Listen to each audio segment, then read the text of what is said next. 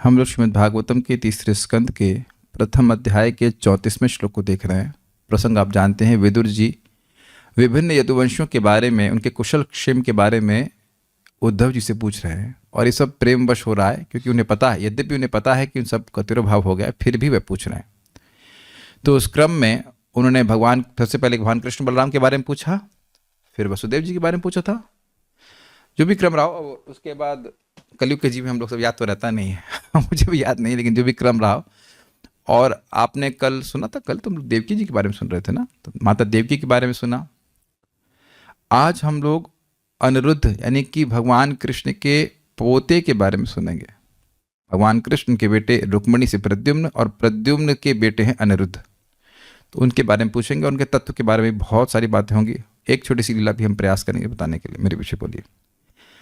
अपि स्विदास्ते भगवान सुखम वो यह सात्वताम कामधुगो निरुद्धः। अपि स्विदास्ते भगवान सुखम वो यह सात्वताम कामदुघो निरुद्धः। यम आमनन्ति स्म हि शब्दयोनिं मनोमयं सत्त्वतुरीय तत्त्वम्। यम आमनन्ति स्म हि शब्दयोनिं मनोमयं सत्त्वतुरीयतत्त्वम्। अपि स्विदास्ते भगवान सुखम वो यह सात्वताम कामदुघो निरुद्धः। अपि स्विदास्ते भगवान सुखम वो यह सात्वताम कामदुघो निरुद्धः। यमामनन्ति स्म हि शब्दयोनिं मनोमयं सत्त्वतुरीय तत्त्वम्। यम आमनन्ति स्म हि शब्दयोनिं मनोमयं सत्त्वतुरीयतत्त्वम्। अपि स्विदास्ते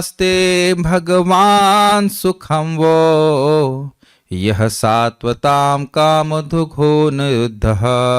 अपि स्विदास्ते भगवान सुखम वो यह सात्वताम कामदुघो निरुद्धः। यमामनन्ति स्म हि शब्दयोनिं मनोमयं सत्त्वतुरीय तत्त्वम्। यम आमनन्ति स्म हि शब्दयोनिं मनोमयं सत्त्वतुरीयतत्त्वम्। बोलिए। अपि स्विदास्ते भगवान सुखम वो यह सात्वताम कामदुघो निरुद्धः। अपि स्विदास्ते भगवान सुखम वो यह सात्वताम कामदुघो निरुद्धः। यम आमनन्ति स्म हि शब्दयोनिं मनोमयं सत्त्वतुरीयतत्त्वम्। यमामनन्ति स्म हि शब्दयोनिं मनोमयं सत्त्वतुरीय तत्त्वम्। अपि स्विदास्ते भगवान सुखम वो यह सात्वताम कामदुघो निरुद्धः। अपि स्विदास्ते भगवान सुखम वो यह सात्वताम कामदुघो निरुद्धः। यमामनन्ति स्म हि शब्दयोनिं मनोमयं सत्त्वतुरीय तत्त्वम्। यम आमनन्ति स्म हि शब्दयोनिं मनोमयं सत्त्वतुरीयतत्त्वम्। अपि स्विदास्ते भगवान सुखम वो यह सात्वताम कामदुघो निरुद्धः। अपि स्विदास्ते भगवान सुखम वो यह सात्वताम कामदुघो निरुद्धः। यमामनन्ति स्म हि शब्दयोनिं मनोमयं सत्त्वतुरीय तत्त्वम्। यम आमनन्ति स्म हि शब्दयोनिं मनोमयं सत्त्वतुरीयतत्त्वम्। क्या मैं पूछ सकता हूं? कौन पूछ रहा है? आप बताइए, कौन पूछ रहा है? नहीं पता? विदुर जी। विदुर जी पूछ रहे हैं। किससे पूछ रहे हैं? उद्धव जी से पूछ रहे हैं। क्या मैं पूछ सकता हूं कि अनिरुद्ध कुशलता पूर्वक हैं? वह शुद्ध भक्तों की समस्त इच्छाओं की पूर्ति करने वाला है। अब ये एक अद्भुत बात है कि जो शुद्ध भक्तों की सारी इच्छाओं की पूर्ति करने वाले हैं, उनकी कुशल के बारे में क्यों पूछ रहे हैं? तो केवल प्रेम वश पूछ रहे हैं, क्योंकि देखिए भगवान के रूप में भी स्मरण कर रहे हैं और संबंध के द्वारा भी स्मरण कर रहे हैं। कृष्ण, कृष्ण के बेटे, बेटे के बेटे, तो काफी वात्सल्य का संबंध होगा ना।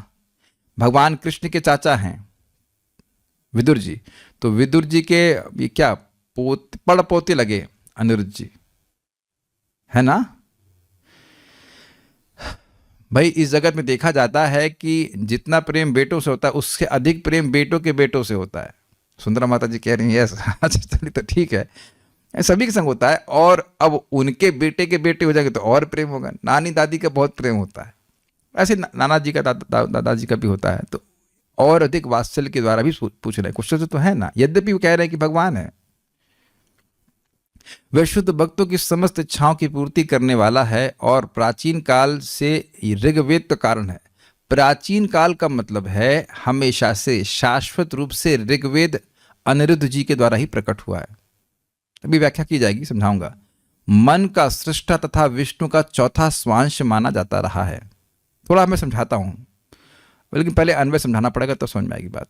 यम, जिनको मनःमयम, मन का नियामक या सृष्टा। अब देखिए ये शब्द बड़ा अद्भुत है। जनरली हम तेजमय शब्द का किस अर्थ में लेते हैं? तेज से भरा हुआ। तो मनमय, मनोमय का अर्थ लेंगे कि मन से भरा हुआ, लेकिन यहां वह अर्थ नहीं है। मय मतलब मयते, अर्थात नियामक, जो मन के नियामक हैं। मन की सृष्टि अनिरुद्ध करते हैं और अनिरुद्ध उसके अधिष्ठाता देवता भी हैं। हम सभी के मन को नियमन करने वाले हैं अनिरुद्ध भगवान। अब ये अनिरुद्ध भगवान कौन है तो समझ लें। भगवान श्री कृष्ण गोलोक विहारी, उनके प्रथम विस्तार है बलराम जी, और बलराम जी से 4 विष्णु स्वांश विस्तारित होते हैं, प्रद्युम्न, अनिरुद्ध, संकर्षण और वासुदेव। और फिर इनसे 4 विस्तारित होते हैं, प्रद्युम्न, अनिरुद्ध, संकर्षण और वासुदेव। तो ये चतुर्व्यूह में से एक है। ये जो चतुर्व्यूह में बताया था, प्रथम और दूसरे दोनों ले लीजिए, वह है अनिरुद्ध है। तो वही अनिरुद्ध भगवान के बेटे भी हैं, द्वारका में भी हैं और यहाँ पे भी। इस जगत में जब द्वारका में भगवान अपनी लीला प्रकाशित करते हैं तो भी वह, क्षमा कीजिएगा बेटा बोल गया, प्रद्युम्न भगवान के बेटे हैं और प्रद्युम्न के बेटे अनिरुद्ध हैं। समझ में आ रहा है? भगवान कृष्ण के अगर सिद्धांत की दृष्टि से देखें, तत्व की दृष्टि से देखें, तो भगवान श्री कृष्ण के विस्तार हैं, उनसे अभिन्न हैं, विष्णु तत्व हैं। और लीला की दृष्टि से देखें तो भगवान श्री कृष्ण के बेटे हैं बलराम जी, क्षमा कीजिए क्या बोल रहा हूँ, भगवान कृष्ण के बेटे हैं प्रद्युम्न, प्रद्युम्न के बेटे हैं अनिरुद्ध। ये है। तो ये इस जगत में मन के नियामक है। अब थोड़ा और बात समझ लें आप। भगवान द्वितीय संकर्षण से विस्तारित होते हैं महाविष्णु। तो जो महाविष्णु है वह संकर्षण हैं, ठीक है। जो गर्भोदकशय विष्णु है, यद्यपि कहा जा रहा है कि वो महाविष्णु के विस्तार है, जो कि सत्य बात है, लेकिन वह है विस्तार प्रद्युम्न जी के। याद हो रहा है? गर्भोदकशय विष्णु, जिनकी नाभि कमल से ब्रह्मा जी की उत्पत्ति होती है, वह प्रद्युम्न के अवतार है। क्लियर? और उनके विस्तार हैं क्षीरोदकशय विष्णु। तो ये है विस्तार अनिरुद्ध जी के। ये बात समझ में आ रही है? तो क्षीरोदकशय विष्णु कौन है? परमात्मा है ना। परमात्मा क्या कर रहा है? ईश्वर सर्वभूतानाम हृदेश अर्जुन तिष्ठति ब्राह्मण सर्वभूतानि यंत्रुणानि माया। भगवान परमात्मा के रूप में, ईश्वर के रूप में हम सभी के चित्त में बैठे हुए, मन में बैठे हुए, और उसको नियमन कर रहे हैं, सबको स्मृति दे रहे हैं, ज्ञान दे रहे हैं। तो अब मन का नियमन करने वाले कौन है? अनिरुद्ध। थोड़ा और बात समझें इस बात को। देखिए, हमारा चित्त है, हमारा सत्व उसे कहा जाता है, एग्जिस्टेंस है उसको। उसके 4 भाग होते हैं, चित्त, मन, बुद्धि, अहंकार और चित्त। इसको मिला करके सत्व कहा जाता है। जैसे बड़ी अद्भुत बातें हैं सब। सत्व कहा जा रहा है। सत्व को, हमारा सत्व जो है, श्रद्धानुरूपम सत्वम, ऐसे करके गीता में श्लोक आता है। सत्वानुरूप सर्वस्या श्रद्धा भवति भारतः श्रद्धामयम अयम पुरुषो यो यश श्रद्धा स एव स। जिसका जैसा सत्व होता है, जिसका जैसा चित्त होता है, मतलब चित्त इन सेंस सटल बॉडी, सूक्ष्म शरीर होता है, वैसी ही उसकी श्रद्धा होती है। तो सत्व का एक अर्थ यहाँ पे हो रहा है। सत्व का अर्थ है हमारा सूक्ष्म शरीर, कंबाइंड फॉर्म में ले लीजिए, उसको 4 विभाजन कर दीजिए। उसका नाम है चित्त, अहंकार, मतलब मिथ्या अहंकार, और मन और बुद्धि। तो उसमें जो मन तत्व है उसके अधिष्ठाता है अनिरुद्ध जी। समझ में आ रही बातें? तो इसलिए कह रहे हैं मनोमयम। मनोमयम मतलब वे मन के नियामक हैं। तो बड़ी अच्छी बात है। अनिरुद्ध भगवान से हम प्रार्थना कर सकते हैं कि हमारे मन को अपने चरणों में रखें। एक और अर्थ बता रहे हैं कि मनोमयम का मतलब है कि यह शुद्ध मन के द्वारा ही ग्राह्य है। इसलिए आगे आएगा कि सात्वताम कामधुग, जो भगवान के शुद्ध भक्त हैं वो भगवान अनिरुद्ध की उपासना करते हैं, क्योंकि उनका मन पवित्र है इसलिए उपासना करते हैं और भगवान उनकी सारी इच्छाएं पूर्ण करते हैं। समझ पा रहे हैं? एक मन का मनोमयम का अर्थ है कि मन के नियामक है, और दूसरा मनोमयम का मतलब है कि शुद्ध मन के द्वारा ही वो ग्राह्य है। तो ऐसे अनिरुद्ध भगवान, तो ये विशेषण मनोमय का किसका है? अनिरुद्ध जी का है। ठीक है। शब्द योनि, शब्द मतलब वेद और योनि मतलब उत्पत्ति स्थान, तो वह अनिरुद्ध जी ही वेद का उत्पत्ति स्थान है। ये कैसे? देखिए, भगवान महाविष्णु के निश्वास से ही वेद प्रकट हुए, और क्योंकि भगवान महाविष्णु संकर्षण से अभिन्न है अनिरुद्ध, इसलिए अनिरुद्ध को भी कहा गया है कि वह वेद के प्राकट स्थान है। और तो दूसरी इंटरेस्टिंग बात है, शब्द मतलब बोलना, वाणी। समझ में आया? मन में जब संकल्प आता है तब व्यक्ति बोलता है, तो पहले मन और उसके बाद शब्द, वाणी। जितने भी वेद हैं वह शब्द हैं कि नहीं? तो शब्द तो पहले नहीं प्रकट होगा ना, पहले मन होगा। तो अगर मन ही संचालित नहीं है, मन ही जो मन का संयमन कर लिया, जो मन का नियमन कर रहा है, जो मन का नियामक है, वही सारे शब्दों का नियामक है। जो मेरे मन में आ रहा है वही मैं बोल रहा हूं, और हर आदमी यही तो बोलता है, पहले मेरे मन में आता है फिर मैं बोलता हूं। एक्चुअली हम कोई भी इंद्रिय कार्य करते हैं, पहले मन होता है तब वो कुछ कार्य करता है। मन ही सारी इंद्रियों का नियामक है। तो जो मन के नियामक हैं वो शब्द की योनि नहीं हो गए। क्या ये लॉजिक समझ पा रहे हैं आप लोग?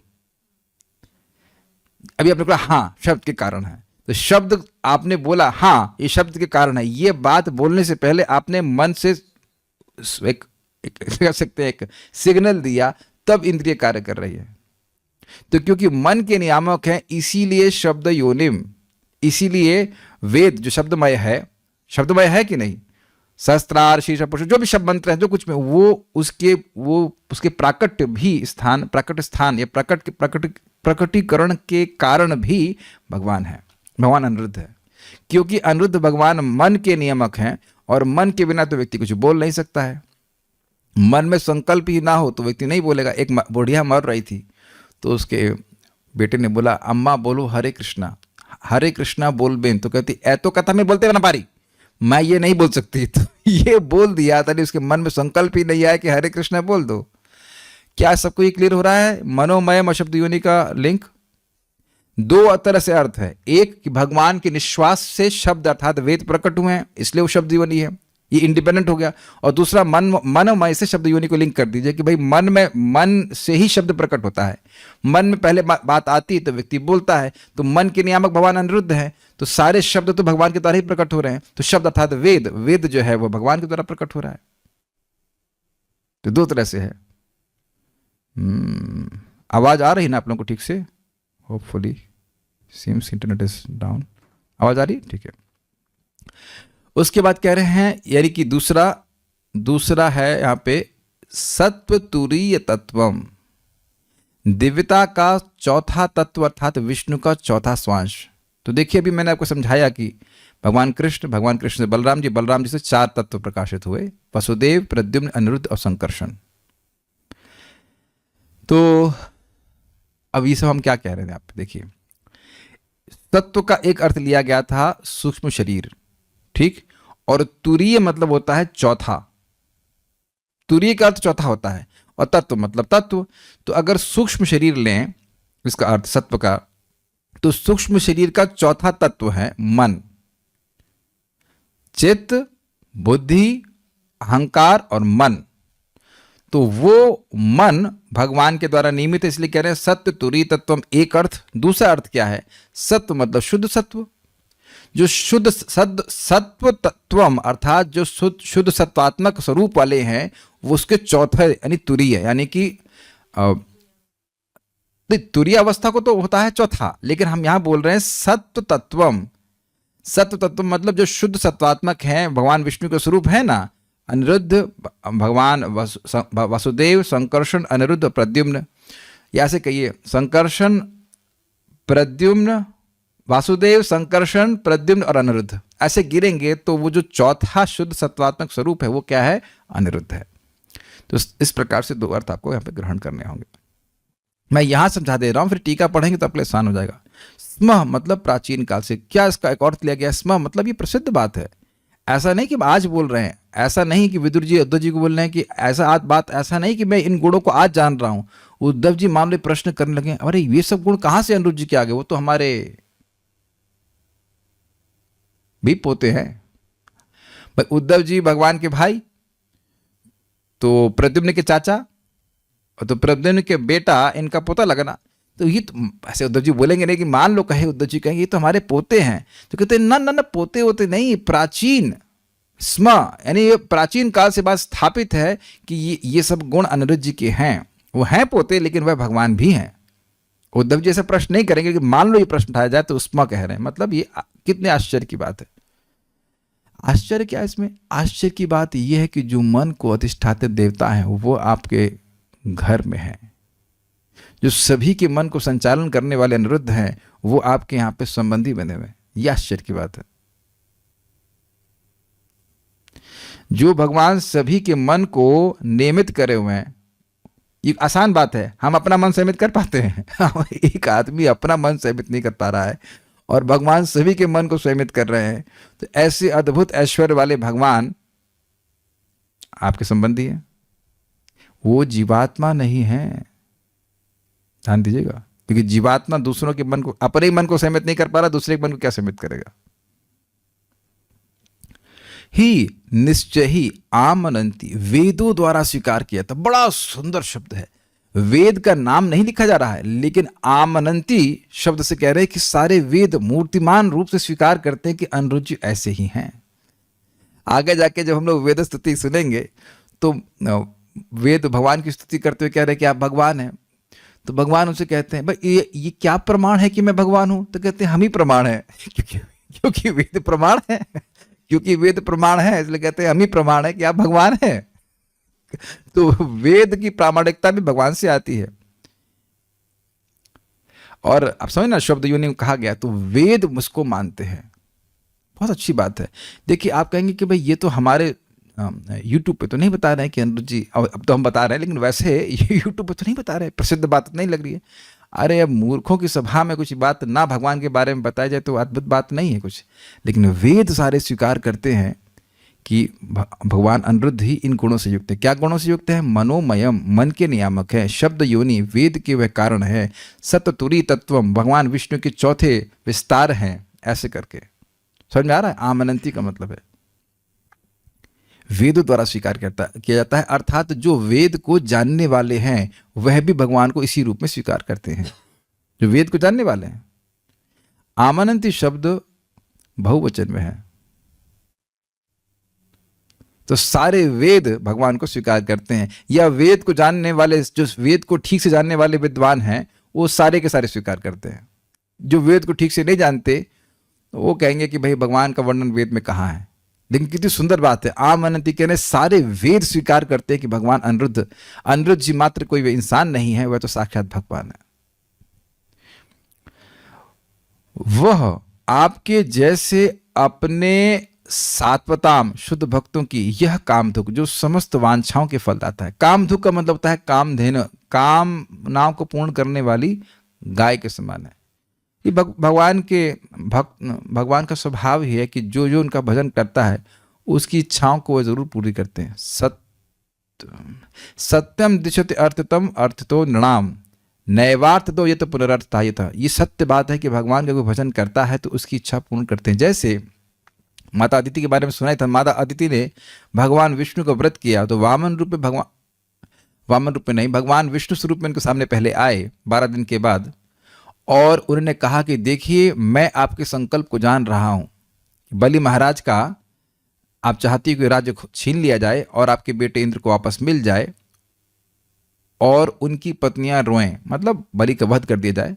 तो वह तो मैं करूंगा नहीं क्योंकि वह मेरी उपासना कर रहा है, लेकिन कुछ ना कुछ उपाय मैं जरूर चिंतन करूंगा, स्मरण करूंगा या कुछ व्यवस्था करूंगा जिससे आपकी इच्छा पूर्ण हो जाए। क्यों करेंगे? तो कहते हैं कि मम अर्चनम ना गंतुम अन्यथा श्रद्धानुसारेण फल हेतुकत्वात्, मेरा अर्चन कभी विफल नहीं जाता। लेकिन जिसकी व्यक्ति की जैसी श्रद्धा होती है, जैसी उसकी इच्छा होती है, श्रद्धानुसारेण अर्थात इच्छा के अनुसार उसको फल प्राप्त होता है। आप समझ पा रहे हैं? तो जो भगवान के शुद्ध भक्त हैं, जैसे कि विदुर जी हैं, तो ऐसे विदुर जी, क्षमा कीजिएगा, विदुर जी नहीं, विदुर जी उद्धव जी को बोल रहे हैं, उद्धव जी को बोले वह मतलब आपके, तो आपके जैसे शुद्ध भक्तों के, सात्वतों के भक्तों के वह कामधुग हैं। तो आप कहेंगे अच्छा हाँ, आप जब तक उद्धव जी जैसे नहीं बनेंगे तो हमारी इच्छा पूर्ण नहीं करेंगे। नहीं, सात्वताम का एक अर्थ है यादव विशेष रूप से, और सात्वताम पति कहते हैं सात्वत का एक अर्थ है भगवान के भक्त। भगवान के कोई भी भगवान का भजन कर रहा है, भक्ति कर रहा है, तो भगवान का भक्त कहा जाएगा। तो उसकी कामनाओं की पूर्ति करने वाले भी हैं। अरे तो कैसे कर लेते? उसकी कामनाओं की इच्छा की पूर्ति कैसे कर लेते? मनोमय। अरे उसके मन के नियामक हैं, उसके मन के हर संकल्प को वही तो सीमित कर रहे हैं। तो उसके मन में जो इच्छा आ रही वो जानते हैं सारी इच्छाओं को। अब देखिए एक भक्त हमें देख ही रहे, कह रहे हैं हमारे पास भौतिक इच्छाएं, भगवान हमसे हेट तो नहीं करेंगे? तो आपके बाप आपसे हेट करते हैं क्या? कि पिताजी करते हैं क्या? मान लो अपने पिताजी से पापा एक रसगुल्ला चाहिए और मेरी बेटी रसगुल्ला खाएगी। उम्मीद है कि अगर पिताजी प्रेम करते हैं तो स्वाभाविक रूप से ला के देते हैं। तो सोचने वाली बात है। काम दुख है। ये भी इंटरेस्टिंग बात है कि जब भगवान हैं काम देने के रूप में, तो अन्य की इसी बकरी के पास क्यों जाया जाए? सारी इच्छाएं पूर्ण करते हैं। कभी कभी भक्तों को लगता है, स्पेशली जो साधना कर रहे हैं, वो हम लोग अब अकाम की कैटेगरी में हैं। कैसे? अब मैं समझता हूँ सभी भक्त लोग चाहते हैं कि वासना न रहे, लेकिन वासना रहती है। तो यह इच्छा कि हमारी कोई भौतिक वासना न रहे, यह इच्छा भी भगवान पूर्ण करेंगे। जब सारी भौतिक इच्छाएं पूर्ण कर ही रहे हैं तो अच्छी वासना को भी पूर्ण करेंगे। अच्छी वासना कि हमारी सारी भौतिक वासना समाप्त हो जाए, तो वह भी भगवान करेंगे, अपने टाइम से करेंगे। करने दीजिए उनको। आप भजन पे ध्यान दें, भक्ति करें, वो अपने हिसाब से सब कुछ कर देंगे। He knows all your desires and he will fulfill all your desires. भगवान अनिरुद्ध सभी इच्छाओं को जानने वाले हैं। कोई इच्छा हमारी छूटती नहीं, और वह सारी इच्छाओं को पूर्ण भी करते हैं। सारी इच्छाओं को बनाओ लिस्ट अपनी, ये चाहिए वो चाहिए, ये चाहिए वो चाहिए, और सब इच्छाओं को वह पूर्ण करने वाले हैं। भगवान अरे कैसे कर देंगे? तो कह रहे हैं भगवान मतलब षड ऐश्वर्य पूर्ण, पूर्ण बल, पूर्ण यश, पूर्ण ज्ञान, पूर्ण वैराग्य, सारे इन षड गुणों से युक्त हैं। इसलिए वो सभी भक्तों की सभी इच्छाओं को पूर्ण करने में समर्थ है। ठीक? किसकी बात कर रहे हैं आप? कह रहे अनिरुद्ध अपि आस्ते सुखम आस्ते स्वित, क्या वे अनिरुद्ध भी क्या सुखपूर्वक है? अब एक बड़ी रुचिकर टीका गई है, हमें बताए बिना रहा नहीं जा रहा। अनिरुद्ध, निरुद्ध मतलब नितराम रुद्ध, जिसको रोक दिया जाए और अच्छे से रोक दिया जाए। अनिरुद्ध मतलब जिसको कभी रोका ना जा सके। तो ऐसा क्यों? अरे भाई देखिए, आप किसी को रोकने के लिए सबसे पहले तो मन में संकल्प करेंगे ना। तो जो मन के ही नियामक हैं, जो मन को ही रोके, मतलब मन को ही अपने अधिगत किए हुए हैं, पकड़े हुए हैं, उनको कोई कैसे रोक सकता है? और जो भी आदमी किसी को कुछ अहित करता है, सभी आदमी तो मन के वश में है। मन के पकड़ में सभी लोग हैं कि नहीं? सभी जीवात्मा। और उस मन को भगवान निरुद्ध किए हुए हैं, पकड़े हुए हैं, नियमन में किए हुए हैं। तो उनको कौन पकड़ेगा? उनको कौन पकड़ सकता है? जिस मन को कोई पकड़ नहीं सकता और मन सबको पकड़ा हुआ, ये मानते हैं, ये बात शाबाश समझ में आ रही होगी। तो उसको भगवान पकड़े हुए हैं, तो उन भगवान को कौन पकड़ेगा? अर्थात उन्हें कोई निरुद्ध नहीं कर सकता। लेकिन इस बात को याद रखिएगा, इस बात को भी एक लीला से भी हम समझाएंगे।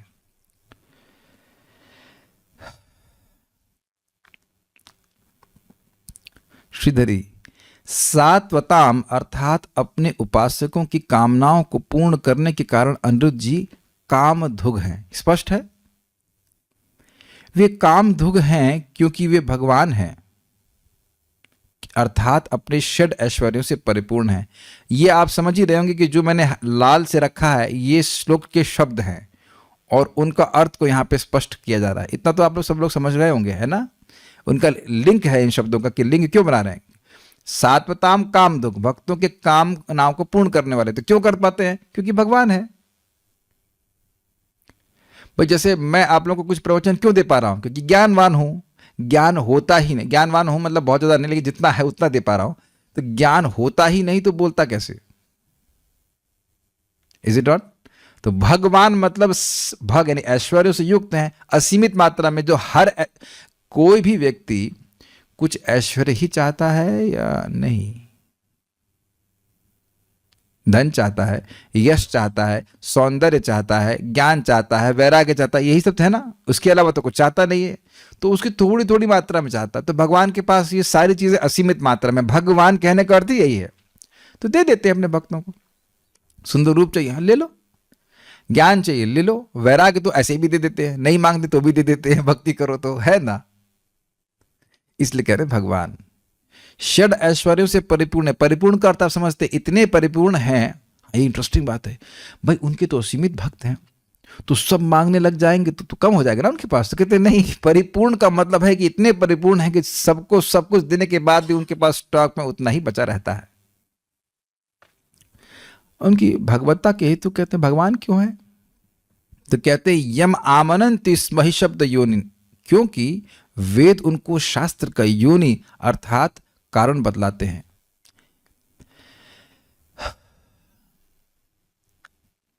वेद भगवान से प्रकट हुए हैं। कर्म ब्रह्मोद्भवम विद्धि ब्रह्माक्षर समुद्भवम तस्मात् सर्वगतम ब्रह्मन नित्य यज्ञ प्रतिष्ठितम। कर्म ब्रह्म से उत्पन्न होते हैं, ब्रह्म अर्थात वेद से। भगवान श्री कृष्ण भगवद गीता में समझाते हैं।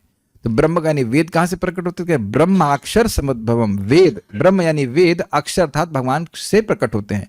तो कह रहे कि भगवान इन्हें क्यों कह रहे हैं अनिरुद्ध जी को? तो कह रहे हैं अरे ये सामान्य कोई यदुवंशी नहीं है, इनसे सारे वेद प्रकट होते हैं। और ये बात प्रसिद्ध है कि वेद तो भगवान से ही प्रकट होते हैं, इसलिए इनको भगवान कह रहे हैं। क्लियर हो गया? समझ में आ गया? इनको शब्द योनि क्यों कह रहे हो? तो कहते हैं मनोमयम, अर्थात वे मन के प्रवर्तक हैं। मयते अर्थात चलाने वाले। तो ये मैंने आपको समझाया था कि भाई मन है, मन से ही शब्द प्रकट होता है। तो मन के बिना शब्द प्रकट नहीं होता, तो शब्द तो मन के अधीन है। तो मन के प्रवर्तक है, तो उसी के द्वारा शब्द के प्रवर्तक है, शब्द योनि। कोई भी शब्द बोला जा रहा है तो वह मन के अंतर्गत ही आता है। मनोमय कैसे है? मन के प्रवर्तक कैसे हैं? तो कहते हैं वह भी इसलिए कि सत्व तुरीय तत्वम, अर्थात चित्त, अहंकार, बुद्धि और मन, ये जो सत्व अर्थात अंतःकरण के चार अंश हैं। सत्व मतलब अंतःकरण, अंतःकरण का मतलब होता है करण मतलब इंद्रिय, और अंतःकरण मतलब अंदर वाली इंद्रिय। उनमें तुरीय तत्व अर्थात चतुर्थ अंश मन के अधिष्ठात्र देवता हैं। अंतःकरण के चार भेद हैं, चित्त, अहंकार, बुद्धि और मन। इन चारों के अधिष्ठाता देवता क्रमशः वासुदेव, संकर्षण, प्रद्युम्न, अनिरुद्ध हैं। इसको थोड़ा यहां तक समझने का प्रयास कीजिए।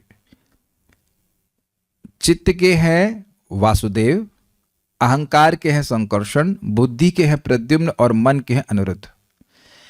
अब थोड़ा समझने का प्रयास कीजिए बात हो क्या रहा है। ये बड़ी रुचिकर बात है, ये तीसरे स्कंद में आगे आएगी। उम्मीद है कि आप लोग मेरी आवाज सुन पा रहे होंगे ठीक से, even if the internet is down. आवाज तो स्पष्ट पहुंच रही है? लोग गर्दन में नहीं हिला रहे, इसका मतलब है कि नहीं पहुंच रही। सुनाई पड़ रहा है? हाँ ठीक है, ओके। अब बहुत ही रुचिकर बात बताऊंगा। ये क्या है? आप माइक पे बताइए, मैं कुछ पूछूंगा। हाँ बताइए, ये क्या है? घड़ी। घड़ी है, वॉल क्लॉक, मतलब टाइम पीस कहते हैं, टाइम पीस। तो जब मैं इसका घड़ी की तरह उपयोग करूंगा तो इसे क्या कहेंगे? घड़ी। अब मैं किसी पे फेंक दूं तो क्या कहेंगे इसको? पत्थर। पत्थर या अस्त्र। अस्त्र मतलब फेंक के चलाने वाला। और अगर मैं कोई पेपर को उसके ऊपर रख दूं, पेपर पर इसको रख दूं तो इसे क्या कहेंगे? Paperweight. Paperweight. और कोई उपयोग है इसका भाई? और अगर मान लीजिए मैं इसे प्रॉप मतलब प्रॉप की तरह यूज कर रहा हूं, कुछ ऐसे खेल रहा हूं तो इसे खिलौना। अब कभी देखिए बच्चा कोई खेलने लग जाता, कहते अरे खिलौना समझ रखा है, तो बच्चा उसको खिलौना समझ रहा है। आप मेरी बात समझ रहे हैं? एक ही वस्तु चार रूप में उपयोग करी जा रही है। वस्तु अलग नहीं है, लेकिन उद्देश्य किस लिए उपयोग कर रहे हैं उसलिए उसको अलग अलग कहा जा रहा है। अग्रीड? घड़ी, अस्त्र, खिलौना या पेपर वेट। तो अंतःकरण है एक ही चीज, लेकिन वो कार्य अलग अलग तरह से जब करता है तो उसको अलग अलग नाम दे दिए जाते हैं। नाम है चित्त, अहंकार, बुद्धि और मन। यहां समझ लीजिए तीसरे स्कंद में आगे फिर आएगा जब कपिल देव की शिक्षा आएगी। तो ऐसा समझ सकते हैं कि घड़ी देखने वाले हो गए वासुदेव जी, उसको अस्त्र की तरह प्रयोग करने वाले संकर्षण भगवान, और पेपर वेट की तरह भगवान आते हैं तो जो प्रद्युम्न आए तो कहा कि पेपर वेट की तरह इस्तेमाल करूंगा और खिलौने के रूप में चलाने वाले हो गए अनिरुद्ध। वही चीज है। Bhagavatam is very deep and काफी इंटरेस्टिंग। आप हर दिन आप लोगों के लिए हम कुछ नया चीज लेके आते हैं हम नहीं लेके आते हैं, मैं खुद भी देखता हूँ, वाह क्या बातें हैं श्रीमद् भागवतम के एक श्लोक में। कुछ ग्रहण कर पा रहे हैं, कुछ पंडित लोग समझ पा रहे होंगे, लोगों को नई नई इन्फॉर्मेशन मिले, लेकिन ये सब बातें आएंगी आगे तीसरे स्कंद में। तो जो मन वाला अंश है जिसमें संकल्प विकल्प उठते हैं, उसके नियामक हैं, वो चौथा तत्व है उस सत्व का, उस अंतःकरण का, तो उसके नियामक हैं अनिरुद्ध जी। ये बात बोला।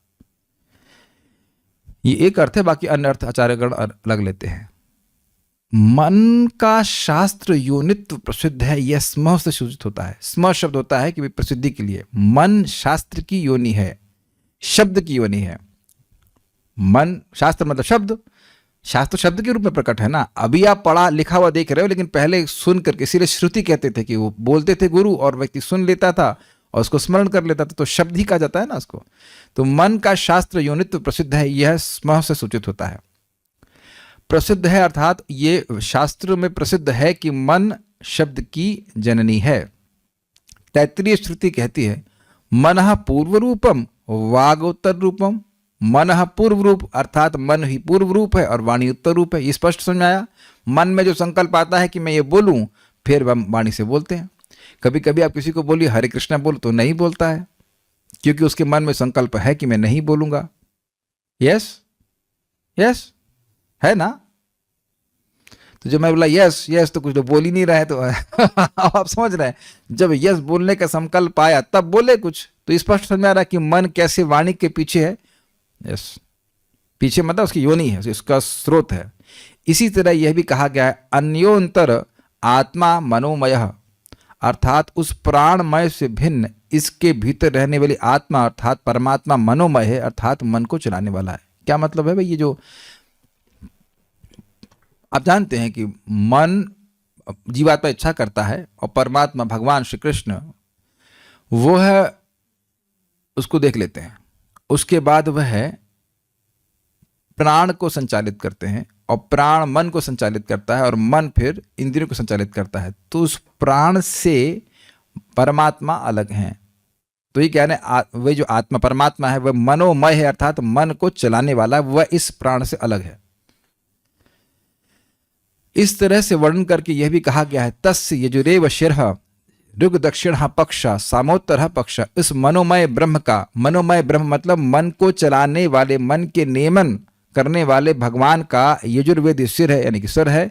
सामवेदी उसका उत्तर पक्ष है। इन श्रुतियों से मन का शास्त्र योनित्व सिद्ध होता है। कुछ समझ में आ रहा है बात कि मन से ही सारे वेद प्रकट हुए। मन का मतलब मन के नियामक देवता भगवान अनिरुद्ध से। शिक्षावल्ली में भी कहा गया है आत्मा बुद्ध्या समेत्यार्थन मनो युंक्ते विवेक्षया मनः कायाग्निमाहनन्ति सह प्रेरयति मारुतम मारुतस्तूरसी चरण मंद्रम जनयति स्वरम।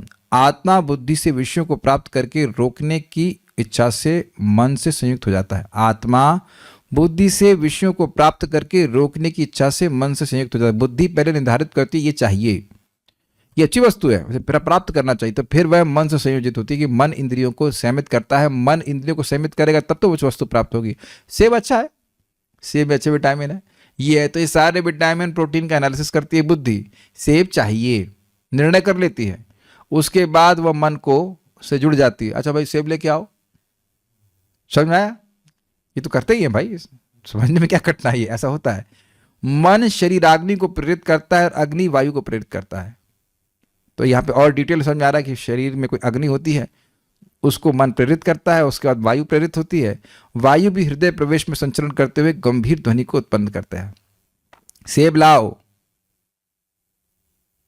अब मैं चुप बैठा रहूंगा तो कुछ होगा नहीं ना। आप देखते हैं कि जब हम लोग कुछ बोलते हैं तो उसमें क्रिया शक्ति होती है। अग्रीड? अरे सुनती हो, हाँ पानी लाना, तो इधर बोला तो इसमें आ गया ना चीज। पहले बुद्धि के द्वारा निर्णय किया प्यासे हो पानी चाहिए, तो मन एक्टिव हुआ। मन से फिर अब शरीर अग्नि का संपर्क हुआ और मन शरीर अग्नि से वायु एक्टिवेट हुई और उसके बाद वाणी से वो ध्वनि उत्पन्न, अरे सुनती हो पानी लाओ।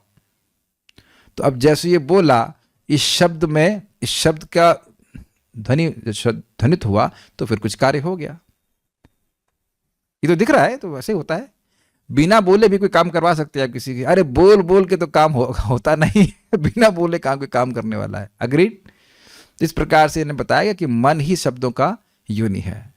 इसे रोके सारार्थ दर्शन, ये इस प्रकार से मेरी समझावट है, और किसी की श्रेष्ठ समझावट होगी तो और समझा सकते हैं, हम तो इतने समझ पाए।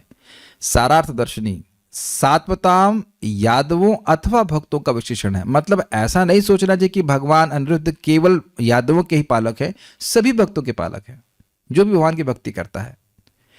भगवान अनिरुद्ध को शब्द योनिम अर्थात वेदों का स्रोत कहा जाता है, क्योंकि वेद उनकी निश्वास द्वारा प्रकट होते हैं। ठीक है, ये तो इजी है। इस संबंध में श्रुति वाक्य इस प्रकार है, एवं वा अरे अस्य महतो भूतस्य निश्वसितमेतद यद ऋग्वेदः। भगवान के श्वास द्वारा ऋग्वेद उत्पन्न हुआ। ये बृहद अरण्यक उपनिषद से है। एकदम क्लियर समझ में आना चाहिए। ये एक्चुअली ये भगवान है महाविष्णु, तो महाविष्णु से अभिन्न है अनिरुद्ध, तो इसलिए अनिरुद्ध को कहना है कि उनके निश्वास से वेद प्रकट हुआ। मनोमय अर्थात जो मन को मयते अर्थात संचालित करते हैं। बहुत अच्छी प्रार्थना प्रभुपाद समझ में कहते हैं कि भगवान आप मेरे हृदय में हैं, आप चाहें तो मुझे विस्मृति में रख सकते हैं, और आप चाहें तो मुझे अपना स्मरण करा सकते हैं बाय चैंटिंग हरे कृष्णा कृष्ण कृष्ण हरे हरे, हरे राम राम राम हरे हरे। आप लोगों के संग कभी ना कभी ये हुआ होगा कि हम कोई बात कर रहे होते हैं और वो निरर्थक बात होती है, तो एकदम से कहीं स्पार्क आ जाता है, कहते हैं तुम हरे कृष्णा क्यों नहीं करते, और व्यक्ति भक्त शांत हो जाता है और भगवान का नाम बोलने लगता है। ऐसा हुआ है कभी? ऐसा होता है। तो ये संकल्प विकल्प जो मन के हैं वो भगवान के कंट्रोल में हैं, समझना चाहिए। तो भगवान से प्रार्थना करना चाहिए कि भगवान हमारे सारे संकल्प विकल्प आपकी ही चरणों में अर्पित रहें, हमारे संकल्प विकल्प भक्ति से अलग ना जाएं, वही उसके नियमन करने वाले हैं। देखिए, जब अपनी इंद्रियों को हम सीमित करने का प्रयास करते हैं तब हमको समझ में आता है कि ये हमारे बाहर की बात है, इट इज बियॉन्ड अस, क्योंकि मन हमारे संयमन में नहीं है। भगवान की कृपा के बिना ये मन कभी संयमित नहीं हो सकता है। ठीक है, वह मानसिक क्रियाओं के प्रवर्तक एवं सत्व तुरीय तत्वम, सत्व अर्थात शुद्ध सत्वात्मक, चतुर्व्यूह के तुरीय अर्थात चतुर्थ तत्व है। ये समझ में आया? जो चार हमने आपको नाम बताए, वसुदेव, संकर्षण, प्रद्युम्न और अनिरुद्ध, तो ये चारों शुद्ध सत्वात्मक हैं। वह प्रकृति के भौतिक प्रकृति के संपर्क में बिल्कुल नहीं है, तो उनमें वो चौथे तत्व हैं। वो चार विष्णु स्वरूप है ना, तो उसमें चौथे ये अनिरुद्ध जी हैं, ऐसे बोल रहे हैं। तो यहाँ पे सत्व तुरीय तत्व का अर्थ लिया गया, सत्व का अर्थ लिया गया शुद्ध सत्व तत्व, मतलब शुद्ध सत्वात्मक तत्व, और तुरीय मतलब वो चौथे शुद्ध सत्वात्मक तत्व हैं, ये कहा जा रहा है। यहाँ पे सत्व का अर्थ मन नहीं लिया जा रहा।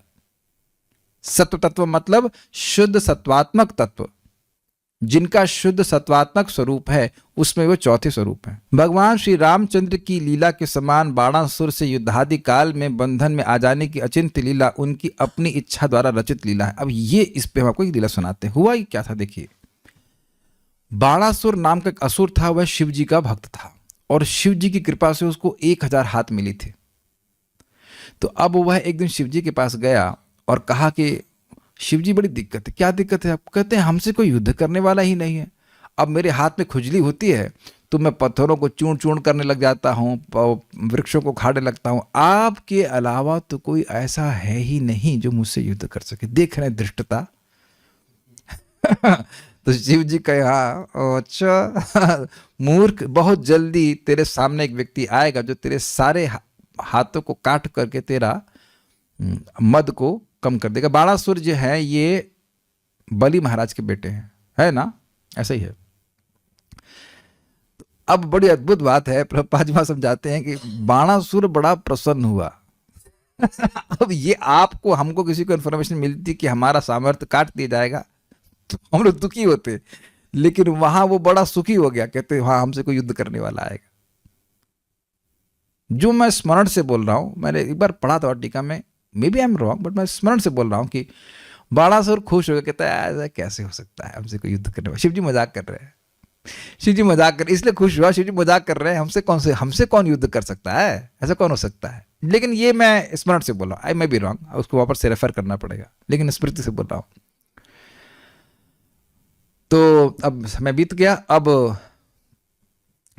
हैं तो ये बलि महाराज के बेटे, इसमें कोई संदेह नहीं है कि उसके बेटे हैं, बलि के तो बेटे हैं, हाँ बलि के बेटे हैं। तो अब सुनिए, अब हुआ ये कि इनकी बेटी थी उषा। किसकी बेटी? बाणासुर की। और ये प्राग ना, अब कहाँ के राजा थे? असम की तरफ थे कहीं। तो उषा के सपने में एक दिन अनिरुद्ध आए और उनका संग कर रही थी, तो उसमें वो एकदम से उठ गए कहीं, हे मेरे प्रियतम। तो ऐसा जब उनको ऐसे उठी तो वो लजा गई बहुत। उनके साथ में एक इनकी सखी थी, नाम था चित्रलेखा। तो उसने कहा क्या हुआ तुमको? तो उसने बताया कि स्वप्न में एक पुरुष आए थे बहुत सुंदर, और वह मेरा मतलब संग कर रही थी, मैं उनसे अपने मन को हटा नहीं पा रही हूँ, उनसे मैं शादी करना चाहती हूँ, ऐसे करके। तो चित्रलेखा का नाम ही चित्रलेखा है। तो वह चित्र का लेखन, चित्र किसी का वर्णन सुन के ही चित्र बनाने में एक्सपर्ट थी। यहाँ पे होता है जगत में कोई अपराधी होता है तो उसके बारे में सुन करके लोग बना देते हैं, वो स्केच मात्र होता है, अब मतलब अप्रॉक्सीमेट। तो अब उन्होंने वर्णन करना शुरू किया, तो नाम लिया भगवान कृष्ण का, बहुत सारे लोग का नाम लिया, देवताओं का, इसका उसका, कृष्ण का नाम लिया, उसका चित्र, उनका चित्र बना नहीं। तो प्रद्युम्न का जब नाम लिया तो उनको मतलब थोड़ा सा मतलब शर्म आई, क्योंकि वह मिलते जुलते थे अनिरुद्ध जी प्रद्युम्न से। और जब अनिरुद्ध का नाम मतलब चित्र बना दी तो एकदम हाँ यही पुरुष है। तो रातों रात चित्रलेखा अनिरुद्ध जी को उठा करके द्वारका से अपने स्थान पे लेके आ गए। काफी क्वेश्चन है। तो अब आप कहेंगे अरे अनिरुद्ध तो भगवान है, इन्हें कैसे उठा लिया? तो अब ये नहीं उठा पाती तो फिर लीला कैसे होती? तो अपनी इच्छा से वो आ गए। तो अब आ गए, उषा का संग करने लगे। तो ये बात अब आसपास के लोगों को मालूम चल गई, जो सेविका थे, कि भाई वहां तो कोई पुरुष प्रवेश नहीं कर सकता। लेकिन उषा अनिरुद्ध के संग में बड़ी प्रसन्न रहने लगी और ऐसी सेवा करती कि अनिरुद्ध जी भूल ही गए। अनिरुद्ध जी भूल गए, जो सबके मन के नियामक हैं, उनके मन को ऐसा उषा ने मोह लिया सेवा से कि वो भूल ही गए कि समय कितना बीत गया है। 1 महीना, जहां तक मुझे स्मरण आ रहा है, 1 महीना बीत गया, भल्ला हो रहा है, अनिरुद्ध जी कहाँ गए, अनिरुद्ध जी कहाँ गए, सब लोग सोच रहे हैं सब। तो अब इधर बाणासुर को मालूम चला कि उषा, अब क्या कहते हैं उसको, मतलब वर्जिन बोलते हैं इंग्लिश में, हिंदी में क्या बोलेंगे उसको, कुमारी नहीं रह गई हैं। तो कुछ लोगों ने उनको क्या कहते हैं ऐसा बताया। तो वो आए और उन्होंने देखा कि अनिरुद्ध जी, वो जो होता है ना झूला या कुछ सिंहासन टाइप का था, उस पर बैठे हुए थे बड़े, और उषा के साथ में, और उन्हें कोई डर भी नहीं कि बाणासुर आएगा, ये आएगा। तो बाणासुर आके बड़ा क्रोधित हुआ। तो बाणासुर ने इनको बंदी बनाने के लिए बहुत सारे सैनिक भेजे। तो इनके पास एक मूसल होता है, मूसल से सारे सैनिकों को मारती है। तो उस युद्ध में बाणासुर ने नागपाश का, वरुण पाश था कि नागपाश था, भूल रहा हूँ, जहां तक स्मरण रहा है वरुण पाश, नागपाश, कुछ दोनों में से एक था, उस पाश के द्वारा इनको बांध दिया। तो यही बात यहाँ बोली जा रही है कि कैसे ये बंध गए। जो सभी के मन के नियमन करने वाले हैं, सबके मन के अंदर रहने वाले स्वयं भगवान है, वह कैसे बंध गए? तो यही बोलने कि अपनी इच्छा से बंध गए। जैसे आपने सुना है ना कि भगवान ऐसे लक्ष्मण जी मूर्छित हो गए थे, लक्ष्मण जी तो हाँ, लक्ष्मण जी मूर्छित हो गए थे इंद्रजीत से युद्ध करने के समय, तो नागपाश से बांधा था। हाँ, तो नागपाश से अनिरुद्ध जी को बांध दिया था, तो वो उनकी इच्छा से ही बंधे थे। या माता सीता का अपहरण हो गया था बाह्य रूप से, और भगवान राम रो रहे हैं, हाँ सीते सीते कर रहे हैं, तो वह उनकी इच्छा से उस लीला को कर रहे हैं। मनुष्य लीला करना जरूरी है ना। तो इस प्रकार से मनुष्योचित व्यवहार करने के लिए ऐसा किया, क्योंकि आगे और होना। जब ये नहीं होता, अनिरुद्ध जी को बांध दी। अब ये खबर जानते कौन बताया? नारद जी ने इधर बता दिया कि भाई देखिए ऐसा हुआ है, अनिरुद्ध जी वहां है, उसको बंधन में डाल दिया। तो सारे यदुवंशियों ने अटैक कर दिया बाणासुर के ऊपर। तो ये भी अगर ये होता ही नहीं, बाणासुर एकदम फेवरेबल हो जाता, या अनिरुद्ध जी बस ऐसे आ जाते, उसको आकाश मार्ग से वापस आ जाते, तो युद्ध नहीं होता ना, और हम लोग बात भी नहीं कर रहे होते उस युद्ध के बारे में। तो अब वह युद्ध हो रहा है। तो उस युद्ध में बाणासुर की तरफ से शिव जी भी झगड़ा करते हैं भगवान से। आप लोग पढ़ सकते हैं। तो भगवान एक अस्त्र चलाते हैं, शिव जी को जमाई आने लगती है, थक जाते हैं, वो युद्ध नहीं करते। और फिर बहुत सारे लोग उसमें झगड़ा होता है, मारपीट होती है बहुत सारी होती है। और बाणासुर के 996 हाथ भगवान काट देते, भुजाएं काट देते हैं और उसको चतुर्भुज रूप दे देते हैं अपने वैकुंठ के पार्षद का। तो क्यों गला क्यों नहीं काटे थे? भगवान ने, वामन देव ने ये आशीर्वाद दिया था प्रहलाद महाराज को कि मैं आपके वंशजों को किसी को मारूंगा नहीं। तो प्रहलाद के बेटे हुए बलि, विरोचन, हेल्प कीजिए, और विरोचन के बेटे हुए बलि, और बलि के बेटे हुए, सही बोला हूं ना, और बलि के बेटे हुए बाणासुर, तो मारे ने, है ना, विरोचन थे। तो प्रहलाद के बेटे विरोचन, विरोचन के बलि, बलि के बाणासुर, तो मारे नहीं अपितु उनको चतुर्भुज रूप दे दिए। ये एक ट्विस्ट है। आपको लग रहा होगा अरे बड़े गंदे लग रहे होंगे वो कटी कटी बुझाई लेकर के लेकिन नहीं, भगवान उनको चतुर्भुज रूप दे दिए। भगवान काटे उसकी 996, है ना, 1000 में से 4 बाकी हैं, तो 996 बाहों काट दिए, उसका अहंकार भी काट दिए, मद भी काट दिए, और उसके बाद वह उसको चतुर्भुज रूप दे दिए। चतुर्भुज रूप तो वैष्णव का होता है ना, वैकुंठ के पार्षदों का होता है। भगवान इज ऑलवेज कल्याण में।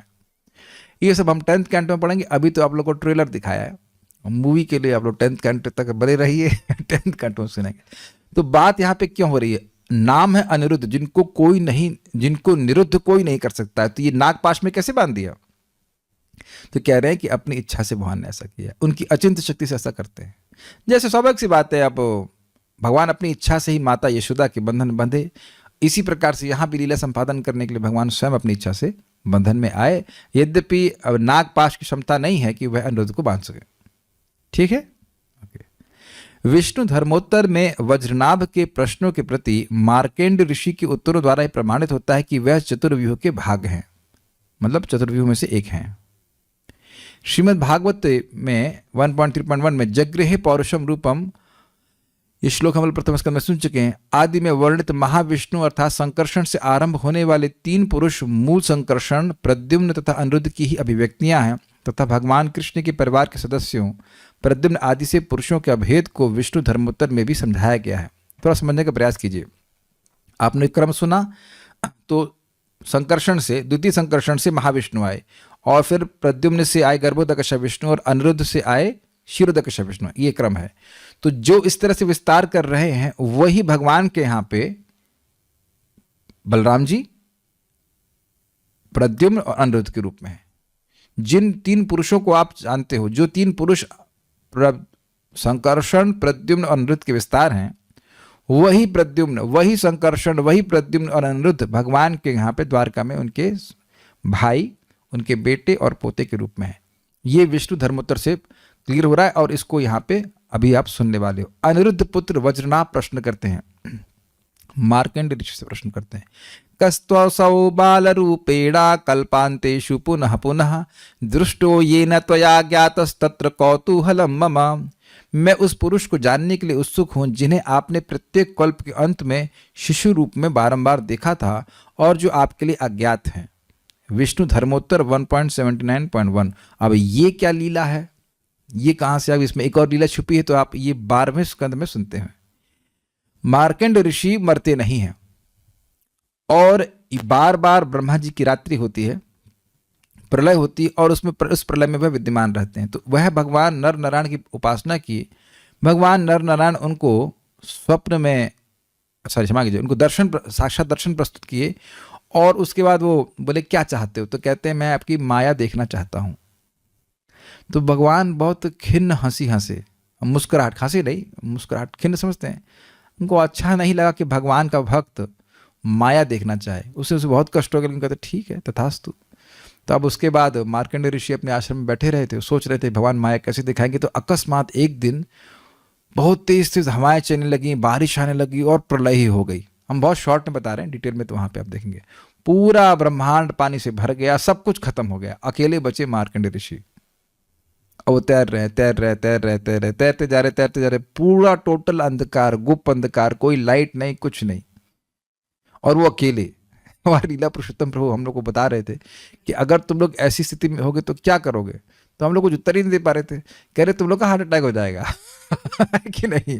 अरे कोई जगत में है ही नहीं, हम अकेले ही पड़े हुए हैं, वो भी पानी में। लेकिन मार्कंड ऋषि अद्भुत हैं कि उसमें तैर रहे हैं। तो कभी उनको लगता भाई थके जा रहे हैं, खाने को तो कुछ मिल नहीं रहा, कभी लगता कि मर जाएंगे, कभी लगता कि कोई वहां पे वो जो उसके जलचर प्राणी थे उनको खा जाएंगे। कुछ हुआ नहीं, लेकिन उनको ऐसा लगता था। फिर भी उनको शक्ति मिलती रही और वह चलते रहे। और वह कब तक हुआ? ब्रह्मा जी की एक रात्रि तक ऐसा हुआ। Don't ask Krishna to show माया।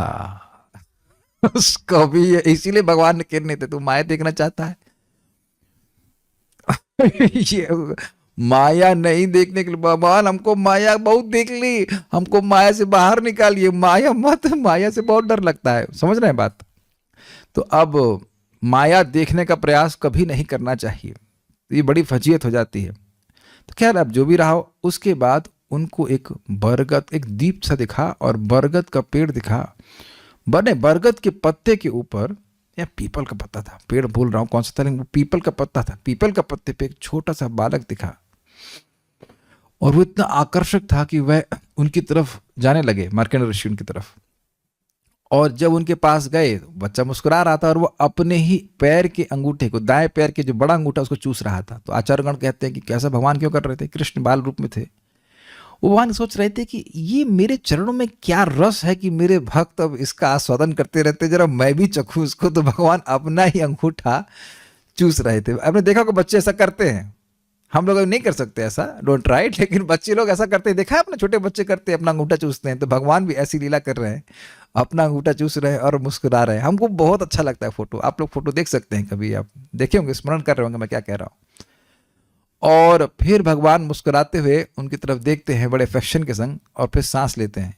मैं भूल रहा हूँ कि नाक से लिए कि मुंह से लिए, लेकिन ऐसा किए जैसे बच्चे उबासी लेते, जहां तक मुझे स्मरण आ रहा है। और नाक से कह रहे हैं, तो भक्त वो नाक से बोले, तो नाक से सांस लिए और मार्कंडेय ऋषि उनमें प्रवेश कर गए। और जैसे ही प्रवेश किए तो देखिए हम उसी आसन में, उसी आश्रम में बैठे जहां पे प्रलय देखे थे। लेकिन कहानी समाप्त नहीं हुई, फिर प्रलय हो गई, फिर भगवान सांस छोड़े और फिर वो पानी में गिर गए। फिर एक ब्रह्मा जी की रात्रि तक वो घूमते रहे, इसमें तैरते रहे, फिर भगवान दिखे, फिर सांस लिए। ऐसा जो मैं स्मरण से बोल रहा हूं 7 बार होता है। यस, 7 बार ब्रह्मा जी की रात्रि पर्यंत वह पानी में टहलते रहे। फिर उसके बाद भगवान ने अंदर खींचा, फिर बाहर गया। बहुत देखना चाहता हूं माया, देख लो अच्छे से, वॉशिंग मशीन में डाल के भगवान धुल दिए। ऐसे मार्कंडेय ऋषि को ये प्रश्न वज्रनाभ कर रहे हैं अपने पिता के बारे में। अपने पिता के बारे में नहीं, वो प्रश्न कर रहे हैं कि किसको देखते हैं आप? मुझे कौतूहल हुआ कि जब प्रलय हो जाती तो किसको आप देखते हैं बार बार? देखिए यहाँ पर शब्द है, कस्तो असो बाल रूपेणा कल्पांतेषु पुनः पुनः। कल्प के अंत में बार बार किसको बाल रूप में आप देखते हैं? वो बालक कौन है? ये प्रश्न है। अभी बताया ना, बालक के रूप में देखते हैं। वो छोटा बालक कौन है जिसको आप देखते हैं? बार बार का अर्थ समझ रहे हैं? वो एक बार घटना नहीं हुई, कई बार घटना हुई, इसको मार्कंडेय ऋषि देखते हैं, मरते नहीं। तो दृष्टो ये न त्वया ज्ञातस तत्र कौतूहलम मम। जिसको आप देखते हैं, आपके द्वारा देखा जाता है, उसके प्रति मेरा बड़ा कौतूहल है। कौन है वो व्यक्ति? अब वो बोलते हैं, भूयो भूयस्त्वसौ दृष्टो मया देवो जगत्पतिः कल्पक्षयेन विज्ञातः स मया मोहितेन वै कल्पक्षयवतीते तु तन्तु देव पितामहात् अनिरुद्धं विजानामि पितरम ते जगत्पतिम। जिन जगतपति का दर्शन बारंबार कल्पांत में मुझे हुआ, वह मेरे लिए अज्ञात थे। वह उस समय ना जान सके वो कौन थे। वो बच्चा देखिए, लेकिन कौन थे वो नहीं समझ पा रहे हैं, क्योंकि मैं भ्रम से आच्छादित था। बेचारे परेशान हो गए थे, बहुत देर से धुलाई भीग गए, बेचारे परेशान हो गए। किंतु जब कल्प के अंत में प्रलय समाप्त हुई, तब मैंने पितामह ब्रह्मा द्वारा यह समझा कि जगत के स्वामी तुम्हारे पिता अनिरुद्ध हैं। जिस जगत के स्वामी का दर्शन बाल रूप में हुआ तो वो कौन है? वो अनिरुद्ध हैं, और वही तुम्हारे पिता है। तो क्या स्थापित हो रहा है विष्णु धर्मोत्तर से कि जो भगवान के यदुवंश में प्रद्युम्न अनिरुद्ध हैं और बलराम जी हैं, वो सब वही चतुर्व्यूह हैं जिनको आप विष्णु के मुख्य शुद्ध सत्वात्मक चतुर्व्यूह के रूप में जानते हैं। इसलिए ये सब बात कही जा रही है। समझ में आ रहा बात? नहीं समझ आ रही बात? ये श्लोक क्यों बोला गया? वज्रनाभ कह रहे हैं कि आप किसको देखते हो कल्प के अंत में? बालक के रूप में। तो कह रहे तुम्हारे बाप को देखते हैं। ऐसे कह रहे हैं, बालक के रूप में तुम्हारे पिता को देखते हैं, अनिरुद्ध जी को देखते हैं। यही अनिरुद्ध जी जगतपति हैं। और अद्भुत बात यह है कि देखते जरूर है लेकिन समझ नहीं पाते वो कौन है। तो इसलिए लोग कहते हैं ना, भगवान सामने हो तो हम समझेंगे, भगवान सामने होगी तब भी नहीं समझोगे, बाप से पूछना पड़ेगा। इस नहीं, बाप से नहीं, श्रेष्ठ व्यक्ति से पूछना पड़ेगा। तो यहाँ पे पितामह ब्रह्मा जी से पूछ रहे हैं, दादाजी से पूछ रहे हैं कि कौन है जिसको मैं देखता हूं। तो ब्रह्मा जी सर्वज्ञ, हम जानते हैं, आप अनिरुद्ध जी को देखते हैं।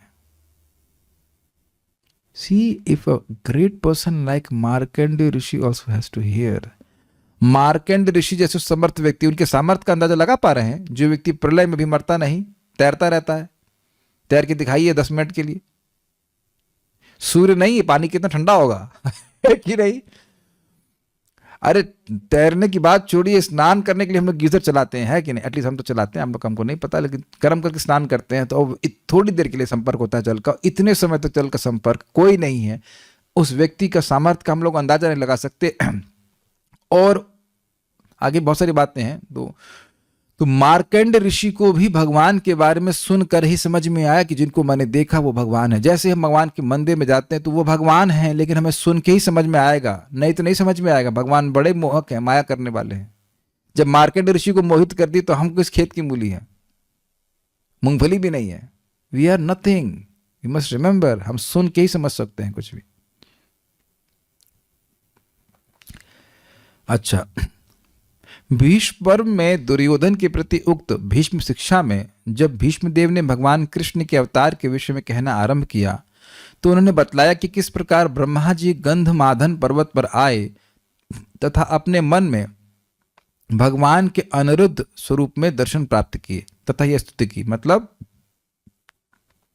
कृष्ण के अवतार के विषय में वर्णन कर रहे हैं भीष्मदेव दुर्योधन से। दुर्योधन को भी महाभागवत से ज्ञान प्राप्त हुआ, लेकिन नालायक सुना नहीं। अपने घर में ही 2 महाभागवत थे, उनके चाचा भी महाभागवत विदुर जी और पितामह भी महाभागवत, लेकिन सुधरा नहीं वो। गुरु जी अच्छे हैं तो वो ठीक है, लेकिन शिष्यत्व भी तो आना चाहिए। सृष्ट्वा संकर्षणम देवम स्वयमात्मानमात्मना कृष्णत्वमात्मना साक्षी प्रद्युम्न हि आत्मसंभवम प्रद्युम्नाच्चानिरुद्धस्तु यम विदुः विष्णुरं वयम अनिरुद्धो सृजन मां वै ब्रह्माणं लोकधारिणं वासुदेवमयः सोहम त्वय्येवास्मि विनिर्मितः। ये ब्रह्मा जी बोल रहे हैं।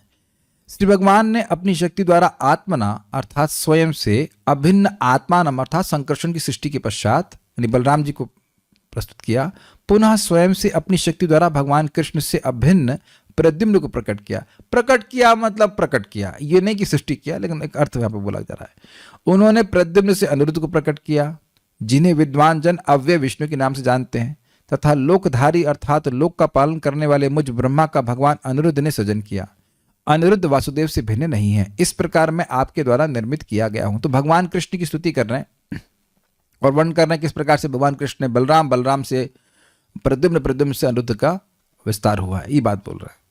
तो यहां कह रहे हैं कि वो अनिरुद्ध के द्वारा विस्तारित। तो आप एक ऑब्जेक्शन करेंगे कि अनिरुद्ध तो क्षीरोदक्षाय विष्णु है, उनका तो जन्म प्रद्युम्न से हुआ है, तो क्योंकि प्रद्युम्न अनिरुद्ध में भेद नहीं है इसलिए कह रहे हैं कि मैं अनिरुद्ध के द्वारा प्रकट हुआ हूं। तो यहां पे स्थापित हो रहा है कि अनिरुद्ध जो है भगवान विष्णु ही है, यह सामान्य कोई जीव नहीं है। अन्य जीवात्माओं के बारे में बोला गया, जिनके बारे में पूछा गया, अन्य यदुवंशियों के बारे में जो पूछा विदुर जी ने, तो वो सभी भगवान नहीं है। कृष्ण बलराम भगवान है, लेकिन वासुदेव जी भगवान नहीं है। लेकिन यहाँ पे प्रद्युम्न भगवान है, लेकिन यहाँ पे अनिरुद्ध जी साक्षात भगवान ये स्थापित की जा रही बात है, स्वयं विष्णु है। नोट, प्रद्युम्न गर्भोदकशय विष्णु है, ब्रह्मा जी उनके नाभि कमल से उत्पन्न होते हैं। अनिरुद्ध क्षीरोदकशय विष्णु है, और क्योंकि अनिरुद्ध प्रद्युम्न से अभिन्न है इसलिए इनको ब्रह्मा जी का स्रोत कहा गया है। इस प्रकार से स्थापित किया जा रहा है कि ये स्वयं विष्णु है, भगवान है। इस श्लोक में मतलब इस श्लोक में तथा जगृहे पौरुषम रूपम 1.3.1 आदि श्लोक में भी यह नहीं कहा गया कि भगवान कृष्ण अनिरुद्ध के अवतार है। यह जो श्लोक ब्रह्मा जी का उद्धृत किया गया वहां यह नहीं कहा जा रहा है कि कृष्ण क्षीरोदकशय विष्णु के अवतार है। देखिए क्या बात बोली जा रही है। वहां पे हमें चर्चा किया था कि जितने भी अवतार जगत में हैं वो भगवान विष्णु के द्वारा आते हैं, लेकिन कृष्णस्तु भगवान स्वयं एता चांस कलह पुंसस कृष्णस्तु भगवान स्वयं इंद्रारि व्याकुलम लोकम मृडयंति युगे युगे। ये जितने भी अवतार है जगत में, एता चांस कला पुंसाम, पुंसाम मतलब क्षीरोदकशय विष्णु, ये जितने भी अवतार हैं, एता च अंश, एता मतलब जिन अवतारों का नाम लिया मैंने, 20 अवतारों का नाम बोल रहे हैं, च मतलब जिनका नाम नहीं लिखा, वह सब पुमसाम अर्थात क्षीरोदकाश विष्णु के अंश हैं या उनके कला है। कृष्ण तो भगवान स्वयं, की कृष्ण का नाम भी ले लिया था 20वें अवतार के रूप में, ठीक है। कृष्ण तो स्वयं भगवान है, कृष्ण क्षीरोदकाश विष्णु के अवतार नहीं है। तो उधर प्रथम स्कंद के तीसरे अध्याय में ये बात बोली गई और यहाँ पे भी जो श्लोक कोट किया गया ब्रह्मा जी का, तो वहां भी स्थापित हो रहा है कि भगवान कृष्ण ही अपने आप को विस्तारित करते हैं, अनिरुद्ध ही अपने आप को विस्तारित नहीं करते हैं कृष्ण के रूप में। तो जो कहते हैं कि विष्णु से भगवान कृष्ण आए हैं, ये बात ठीक नहीं है, ये बात स्थापित कर रहे हैं सुबोधरी श्रीला वल्लभाचार्य के द्वारा। बड़ी इंटरेस्टिंग है। अनिरुद्ध में जीवात्मा के उत्कर्ष के अभाव से आविष्ट होकर भगवान के ही महात्म्य को कहने के लिए स्तुति करते हुए श्लोक कहते हैं। ये लाइन हमको दिमाग घूम गया था, देन मुझे समझ में आ गई बात और मैं उछल पड़ा, वाह क्या अर्थ है। देखिए जैसे कहा गया कि ये व्यक्ति यदुवंशु में सभी लोग तो विष्णु तत्व है नहीं, तो जीवात्मा का जो उत्कर्ष है, जीवात्मा तपस्या करता है, कुछ व्रत करता है, यज्ञ करता है, तो उसको उत्कर्ष प्राप्त होता है। उस प्रकार के उत्कर्ष का अभाव अनिरुद्ध जी में है। क्यों? क्योंकि वह तो भगवान है, वह तो षड ऐश्वर्यपूर्ण है, उनकी कोई यज्ञ तपस्या करके उत्कर्ष तो होता नहीं है, सहज उनका उत्कर्ष विद्यमान है। मैं समझा पाया हूं? ऐसा नहीं कि अनिरुद्ध जी कोई पुण्य किए हों, तपस्या किए हों, तब वह भगवान बने हैं। भगवान को ऐसा बन ही नहीं सकता। तो उनकी भगवत्ता के महात्म्य को, उनमें जीवात्मा की तरह अब तपस्या करके उत्कर्ष नहीं होता है, उनका उत्कर्ष तो नित्य विद्यमान है। ऐसा इसका स्मरण करते हुए विदुर जी बड़े अभिभूत हो गए और उनकी भगवत्ता का स्मरण करते हुए श्लोक पूछा। कितना सुंदर अर्थ लिखा गया ना, अद्भुत है ना, वेरी नाइस। ये लाइन समझ में आई आप लोगों को? मैंने समझा पाया? आविष्ट मतलब एब्जॉर्ब हो गए, ओह वो तो भगवान है, देखो शब्द योनि है, वह तो तुरीय तत्व है इत्यादि। ऐसे करके भगवत्ता के जो उनके गुण हैं उनका स्मरण कर रहे हैं। वो ऐसे स्मरण नहीं कर रहे कि कोई महान व्यक्ति है जो अपनी भक्ति के कारण या और किसी कारण से श्रेष्ठता को प्राप्त हुआ है। भगवान है वो, तो उनको भगवान के रूप में स्मरण कर रहे हैं। एक भक्त के रूप में स्मरण नहीं कर रहे हैं, भक्तों के पालक के रूप में स्मरण कर रहे हैं। सात्वताम कामधोगो, समझ में आया? एक है भक्त का स्मरण कर रहे हैं और एक है भगवान का स्मरण कर रहे हैं, थोड़ा भेद हो जाएगा ना। भक्त भगवान तो होता नहीं है, तो यहां उनको भगवान के रूप में स्मरण करते हुए तो उनके गुणों के कारण, उनके गुणों का स्मरण करके उसमें आवेशित होकर के वैसे प्रश्न कर रहे हैं। Excitement, yes. सात्वताम अर्थात वैष्णवों के, कामधुक अर्थात काम पूरक, काम की पूरा करने वाले अनिरुद्ध ही हैं, इसलिए वे उनके पालक भी हैं। पालन में जरूरी नहीं, पापा पापा पापा एशगार्ड चाहिए, अच्छा अभी ला के दे रहा हूं, पापा चॉकलेट चाहिए, अभी ला के दे रहा हूं, तो समझ में आया, भक्तों के काम इच्छाओं को पूर्ण करने वाले, इसलिए पालक है।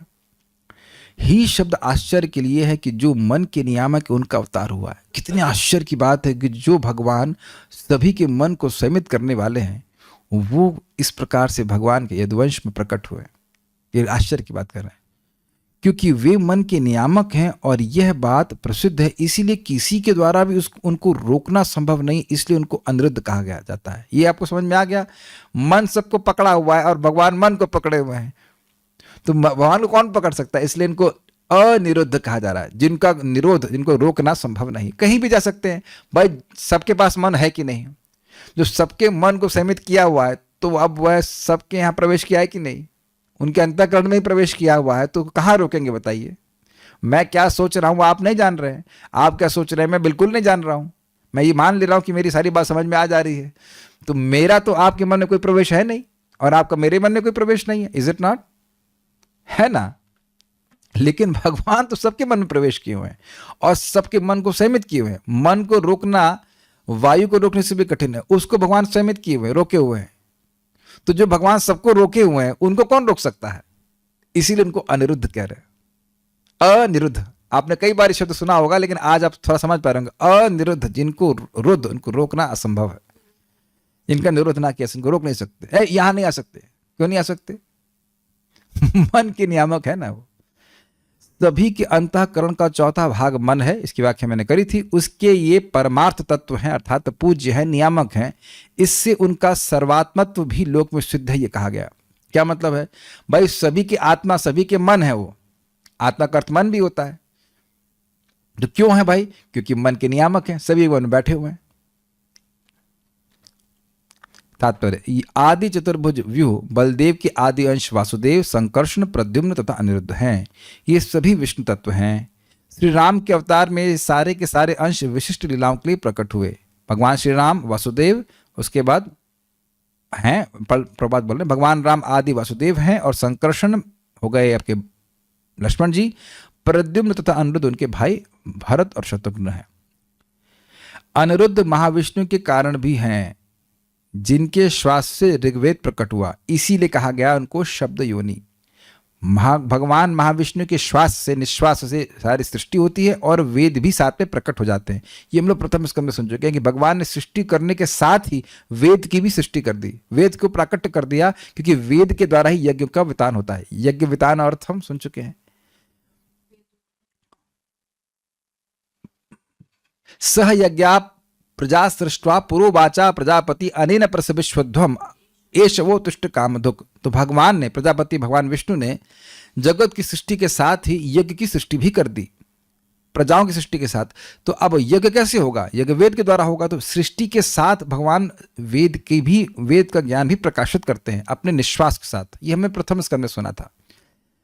तो वो कौन करते हैं? महाविष्णु। तो वो महाविष्णु अब अनिरुद्ध से अभिन्न है, इसीलिए अनिरुद्ध को भी शब्द योनि कहा जा रहा है, वेद के स्रोत कहा जा रहा है। मार्कंडेय पुराण में इसकी सुंदर ढंग से व्याख्या हुई है। भगवान कृष्ण के अवतार में अनिरुद्ध उनके पुत्र रूप में उत्पन्न हुए। पुत्र समझ पा रहे हैं? भगवान के बेटे प्रद्युम्न और प्रद्युम्न के बेटे अनिरुद्ध, उस तरह से ग्रहण करना होगा। भगवान के सीधे बेटे प्रद्युम्न है, प्रद्युम्न के बेटे अनिरुद्ध हैं, ध्यान से पढ़ना होगा। द्वारका में भगवान कृष्ण आदि व्यूह के वासुदेव अंश हैं। आदि भगवान कृष्ण गोलोक वृंदावन कभी नहीं छोड़ते। अब एक बड़ा इंटरेस्टिंग बात है, एक भक्त ने प्रश्न किया कि देवकी के सामने जो थे वो कौन थे? तो वो थे वासुदेव श्री कृष्ण। और समझने का प्रयास करें, माता यशोदा के भी 2 बच्चे पैदा हुए थे, गोलोक वृंदावन विहारी कृष्ण और योग माया। तो जब वासुदेव कृष्ण जो बच्चे के रूप में हो गए थे, उनको लेकर के वसुदेव जी आए थे, तो माता यशोदा तो बेहोश थी। तो उनमें वासुदेव कृष्ण उन वृंदावन बिहारी कृष्ण में मर्ज हो गए। दिस इज देयर, ये आप टीका में आगे 10th कैंटो में पढ़ेंगे। तो ये बिल्कुल सत्य बात है कि भगवान श्री कृष्ण गोलोक विहारी कृष्ण वृंदावन के बाहर नहीं जाते। वो जब जाते हैं तो अपने आप को वासुदेव कृष्ण के रूप में विस्तारित करते हैं।